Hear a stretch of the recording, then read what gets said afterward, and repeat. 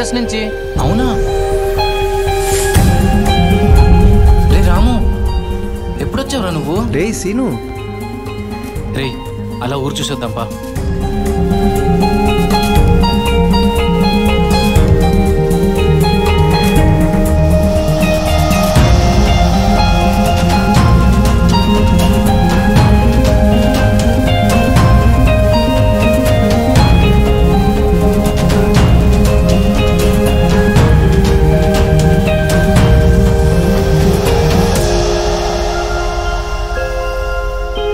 నేను యుఎస్ నుంచి వచ్చాక ఎలా ఉన్నానో అడగకుండా ఊరెలా ఉందో చూపిస్తానో చూడు, అప్పుడే అర్థమైందిరా.